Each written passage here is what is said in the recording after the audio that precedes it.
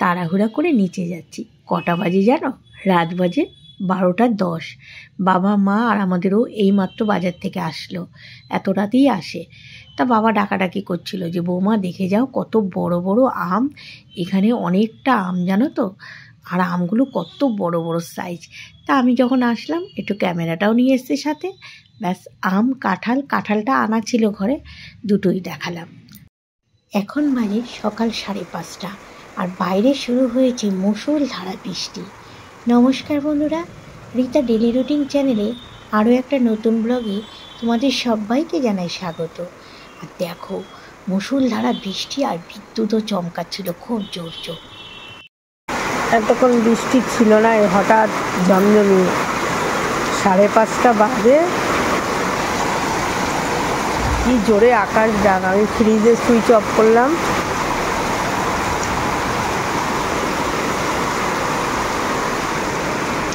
একটুখানি বৃষ্টি তোমাদের সঙ্গে শেয়ার করে আমি কিন্তু আবার গিয়ে বেডরুমে শুয়ে পড়লাম।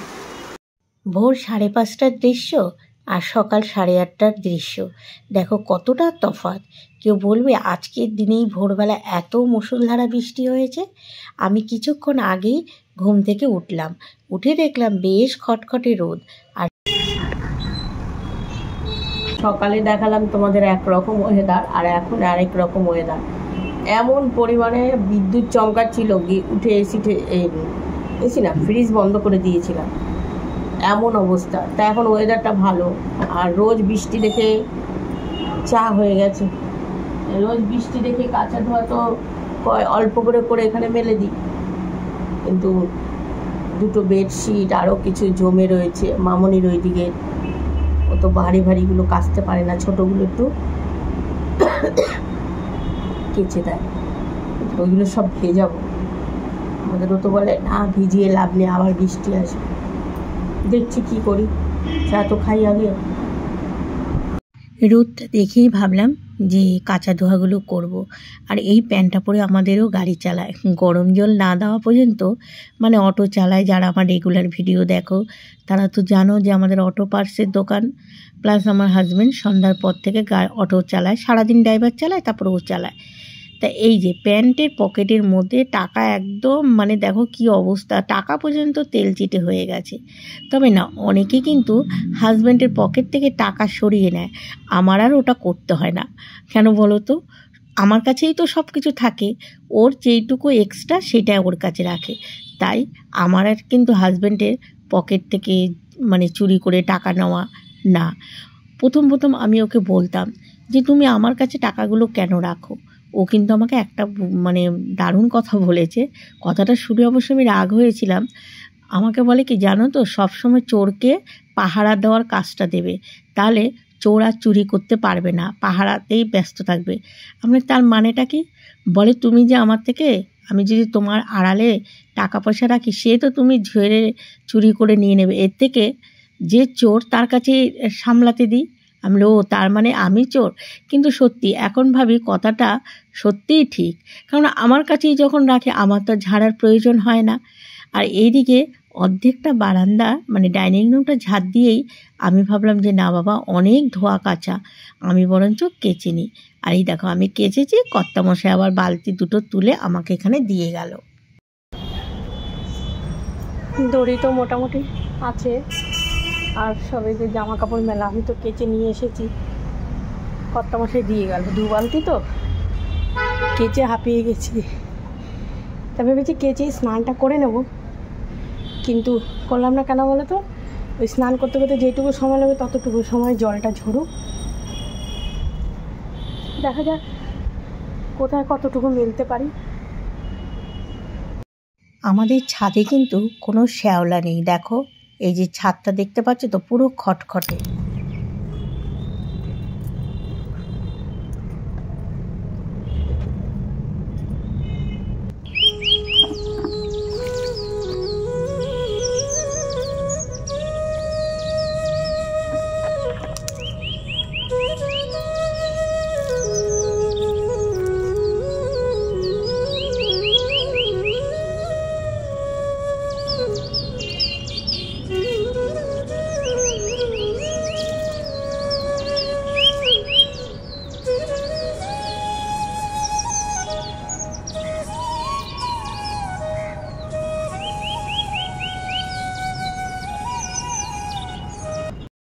দড়ি ফাঁকা নেই, সব জামা কাপড়, আমাদের কিছু, ভাড়াটেদের কিছু।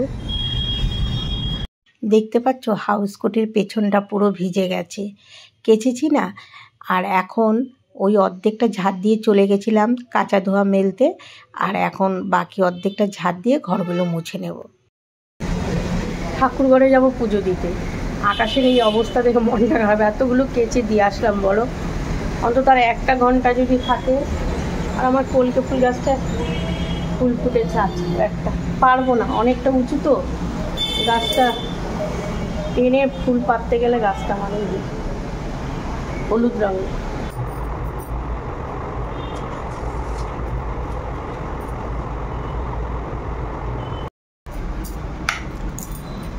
বিড়ালটা পুরো নিখোঁজ হয়ে গেল রে। না এই বিড়ালটা 2-3 দিন ধরে আসেই না বাড়িতে। তুই রাস্তা দিয়ে যাস যখন দেখবি, খেয়াল করে। কি খাবি তুই? একটা ট্যাবলেট খেয়ে নে, বৃষ্টিতে ভিজে ভিজে ওই যে খেলা। ছেলে রুটি খাবে না, আটা মাখা ছিল ফ্রিজ থেকে বের করলাম, ছেলেকে ছাতু দিচ্ছি। আর এইসবগুলো তো মামুনি করতো, এখন আস্তে আস্তে মামুনি আগে যেটুকু টুকটাক করতো আমি একদমই করতে দিই না, কারণ ওর পায়ের পাতাগুলো একটু ভারী ভারী লাগে। আর বুঝতেছো তো, দাঁড়িয়ে থাকলে কোমরের পিঠের শিরদাঁড়াটা একটু ব্যথা করে। তাই এইদিকে ছেলের টিফিন দেওয়া হয়ে গেছে। মামুনিকে জিজ্ঞাসা করলাম তুই কী খাবি? হো আজকে আর রুটি খাবে না, বললো মামুনি আমি দুধ বিস্কুট খাবো। তাই এদিকে সকালে আবার জানো শাশুড়ি মাকে চা দেওয়া হয়নি, তা ভাবলাম শাশুড়ি মা ঘরেই আছে, আজকে আর বাজারে যায়নি। একেবারে মার জন্য 1 লিকার চা খায় তো, বেশি করে একটু চিনি দিয়ে চা করলাম। ঠাকুরের আশীর্বাদে আমার শ্বশুর শাশুড়ি মার সুগারের কোনো টেনশন নেই। আদা তেজপাতা দিয়ে একটু চা করে দিলাম, আর মাকে 2টো রুটি করে দিয়ে আসলাম। আর এইদিকে কর্তামশাইকে দিলাম দই আর রুটি। তাহলে চিন্তা করো 1 একজনের 1 এক রকম টিফিন আজকে হয়ে গেছে। আর আমি একটা রুটি খেয়েছিলাম, আমার রুটি খেতে কিছু লাগে না, আমি একটাই ওই কাজ করতে করতে একটা রুটি হাতে লম্বা করে খেয়ে নিয়েছি। আগে ছোটোবেলা হলে তো চিনি ভরে খেতাম, এখন একদমই চিনি ভালো লাগে না, খেতে ইচ্ছে করে না, তাই এমনি শুধু রুটি খেয়ে নিলাম। এই যে এটা হচ্ছে শাশুড়ি মায়ের মানে। কিছু কথা তোমাদের বলবো, কেন বলছি সেটার উত্তর কিন্তু দিতে পারবো না। কি বলো তো, ঠাকুর ঘরে প্রত্যেক দিন যাই আর ঠাকুরকে বলি ঠাকুর এমন সুখ দিও যাতে অহংকার না আসে, আর এতটা দুঃখ দিও যাতে তোমার প্রতি বিশ্বাস থাকে, দুঃখে যেন ভেঙে না পড়ি, তোমাকে যেন অবিশ্বাস না করি। এই কথাটা কেন বললাম, কারণ কিছু মানুষ আছে সুখে এতটাই দম্ভ থাকে যে নিজেদের জনকে ভুলে যায়। আর জানো তো ভগবান সব কিছু সহ্য করে, অহংকার সহ্য করে না। ক্ষণিকের জন্য সব কিছু, তারপরে ভগবান সেই অহংকার কিছুক্ষণের মধ্যে ধূলিসাৎ করে দিতে পারে। আমরা 4টে ভাই বোন, আমরা সবসময় সবার যে কোনো অনুষ্ঠানে সবাইকে ডেকে নিয়ে কাজ করি, কিন্তু কিছু মানুষ আছে যারা আমাদের 4টে পরিবারকে কোণঠাসা করে দেয়। থাক, আমরা আমাদের মতো থাকতে ভালোবাসি আর ভগবানের প্রতি বিশ্বাস রাখি।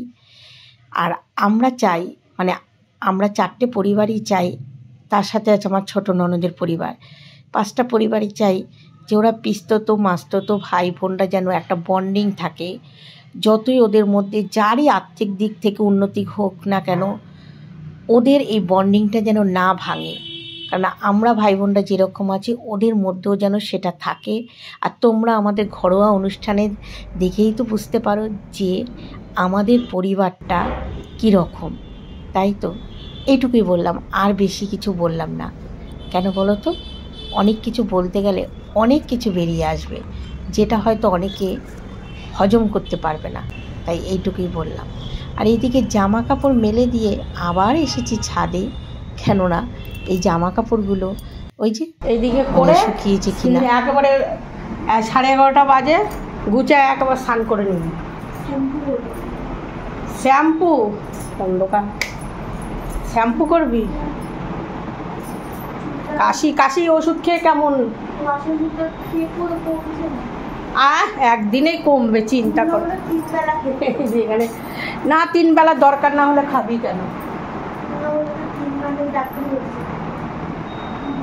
কাশির ওষুধ খেয়ে জল খাবি না কিন্তু। তুই খাবি তো খাসির মাংস? যা গেছে তো সেদিনে তো করেছি বাবা। ওর বিয়ে হয়েছে ক বছর মৌ?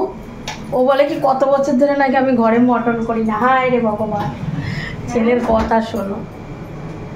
বিস্কুট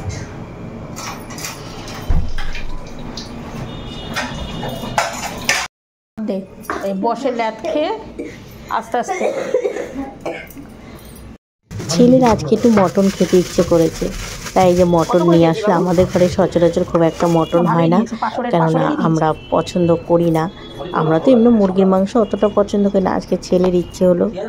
মটনটা ধুয়ে রেখেছি, এবার মশলাগুলো করে নিই, তারপরে এগুলো খেয়ে নে। দেখেছে এত, তোর জন্যই তো পেয়ারা, তুই অন্য ফল খেতে পারিস না। না আমি খাবো না মা, আমি দাঁতের জন্য খেতে পারবো না।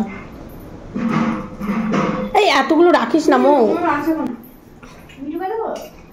মিঠু এখানে বসে আছে। মটন করতে তো একটু টাইম লাগে, আর প্রেশার কুকারে তো মটন করি না, আমি এমনিই করি, বুঝলে তো। প্রেশার কুকারে আমার ছেলে অতটা পছন্দ করে না। এদিকে নরমও খেতে চাইবে, আবার প্রেশার কুকারেও দিলে বলে ভালো লাগে না। তা আমি এদিকে ম্যারিনেট করে নিচ্ছি। আর আমার ম্যারিনেট করা কী বলো তো, আমি একটু রসুন আদা থ্যাতো করে নিই, আর হচ্ছে এলাচ দারচিনি গোলমরিচ সমস্ত কিছু দিয়ে আমি মটনটা ম্যারিনেট করি।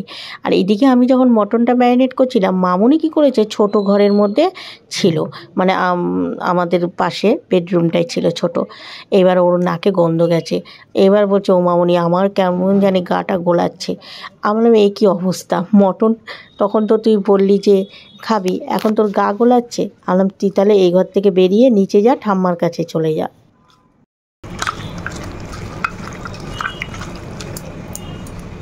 দরজাটার বাইরে বারবারই দেখি যেন বিড়ালটা আর আসে না গো। আর একটু মটনের আলু বড় দিলেই ভালো। এই যদি অন্য সময় হতো তাহলে মামনি তো কত আলু খেত, কিন্তু এখন যেহেতু ডাক্তার, ওর জানো তো প্রেগনেন্সিতে ডায়াবেটিসটা একটু ভয়ের ব্যাপার, এই জন্য এখন আর আলুও খায় না। তাই 3 পিস আলুই দিলাম মটনের, কারণ আমাদের ঘরে অত আলু দিয়ে কি হবে। আর আমার কিন্তু মাছ রান্না রয়েছে, খয়রা মাছটা রান্না রয়েছে। এদিকে দেখো সমস্ত কিছু মশলা আমি ফ্রাই করে নিলাম, এটা ঠান্ডা হলে পেস্ট করে নেব।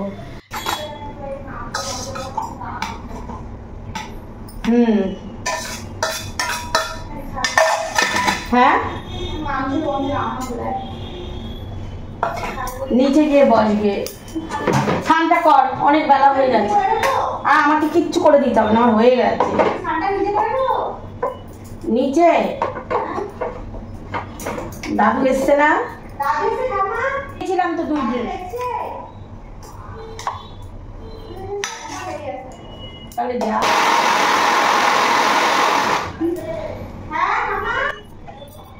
মটন খাবি বলে খাবো। এখন যেই ওখানে বসে আছে, আমি ম্যারিনেট করে রেখেছি, বলছো মামুনি আমার গা পা গোলাচ্ছে। আমার ঠিক এই নিয়ে 3 বার আসলাম, শুকিয়ে গেছে এখন।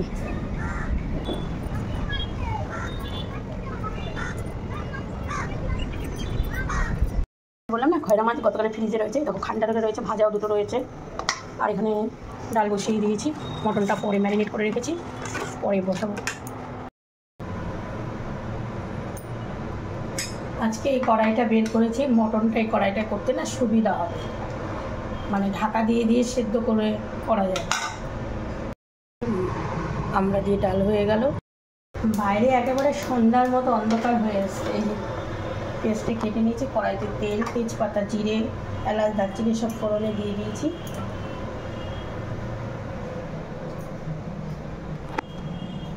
দেখো পুরো মানে আসবে বৃষ্টি, যেগুলো আমার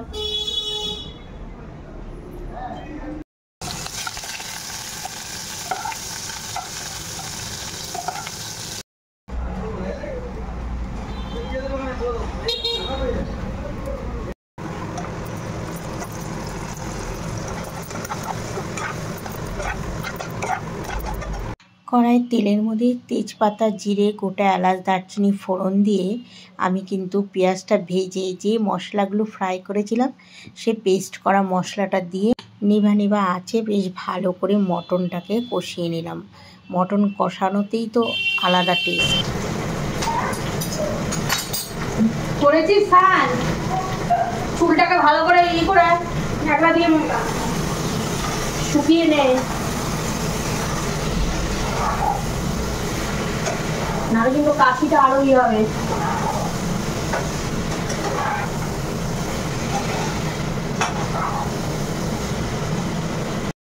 এই যে মটন হয়ে গেছে, আর আমার ছেলে এরকম একটু তেল তেল মটন খেতে পছন্দ করে, ও পাতলা ঝোলটা অত পছন্দ করে না। আর দেখো আলু মটন খুব সুন্দর, মটনটা ভালো ছিল।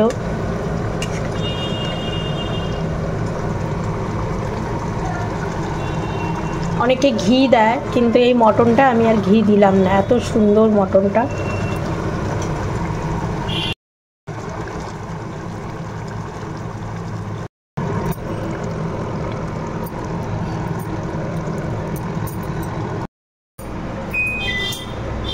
অনেকক্ষণ সময় লাগলো, আমার ছেলে এইভাবে মটনটা করলে খুব ভালো খায়। এই যে কালারটা দেখো, এই দেখো। আচ্ছা, এবার ঢাকা দিয়ে রাখি। আর অনেকটা সময় লাগলো কেন, ওই যে বললাম না প্রেশার কুকারে ওইভাবে করলেও ভালো খায় না, এই জন্য কষিয়ে টষিয়ে করতে। আর আমি কিন্তু টক দইও দিলাম না, টমেটো দিয়ে ম্যারিনেট করে রেখেছিলাম।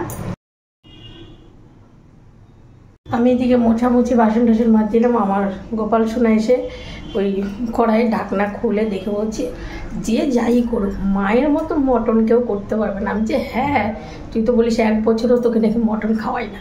বলে না না, এমনিই বলেছি। এখন একটু শসা পেঁয়াজ কেটে নিই, গেছে স্নান করতে ছেলে, আর সাথে মামুনির ফলটাও কেটে নেব। একটাই ড্রাগন ফল ছিল, আর এখানে টমেটো দিলাম না কেন, ছেলে টমেটো ওইভাবে খেতে চায় না। হাত দেখো ড্রাগন ফলকে। আমার গোপাল মাংস দিয়ে ভাত নিয়ে বসেছে, আজকে তাড়াতাড়ি খিদে পেয়েছে না? কেমন হয়েছে? গোপালই খেতে চাইছিল না, আমি জোর করে দিলাম। টেস্ট হয়েছে? মামুনি একটুখানি খেয়েছে, তা বলছে ও মামুনি তখন কেমন গন্ধ লাগছিল, এখন খেলাম গন্ধ তো লাগলো না। আমি বললাম তখন তো সবে ম্যারিনেট করা হচ্ছিল। দেখো তাড়াহুড়া করে ছাদের থেকে সব জামা কাপড় তো এনেছি, এখন সব মেলতে গিয়ে মনে পড়েছে সব নিয়ে এসেছি, এর প্যান্টটাই নিয়ে আসিনি। আর এখন যা বৃষ্টি বাইরে, প্যান্টটা যেটুকু জল ঝরেছে মনে এক একটা টইটুম্বুর হয়ে রয়েছে, তাই প্যান্টটার কথা ভুলে গেছি। একে বলছি বলে আমাকে বলে কি হ্যাঁ প্যান্টের কথা ভুলে তো যাবে, আমাকেই ভুলে গেছে। আমি বললাম হ্যাঁ, এত জামা কাপড় তো খেয়াল নেই, রান্না বসিয়ে গেছিলাম, সবার খাওয়া হয়ে গেছে, এখন আমি আর এ বাকি আছি। এ আবার একটু টুকটুকি কাজ করছে ছেলে দোকানে, মামুনি নিচে গেছে ঠাকুমার কাছে আম খেতে। আম খাওয়া তো বারণ, কিন্তু মাঝে মধ্যে একটু শখ হয়। তা খেয়ে উঠে শুতে যাচ্ছিলাম, খেয়ে উঠে শুবি না, হয়নি তোমার? আর নিজের চশমা রেখে এসছে নিচে, আমার চশমা পরে কি বেল্টের মধ্যে কি করছে কে জানে। বেল্টে ওই যে ঠিক আছে, এখনো স্নান করবে। আর বিড়ালটাকে আর খুঁজেই পাওয়া গেল না আমাদের এখানে। আমি একটু সন্ধ্যা পুজো দিয়ে এসে দেখি মামুনি পাঁপড় ভেজেছে। ছেলেটার খুব ঠান্ডা লেগেছে, হাঁচি সর্দি, ছেলে ক্লাবে যাবে, তা মামুনি একটু পাঁপড় ভেজে দিল, 3 জনে মিলে পাঁপড় ভাজা খেলাম।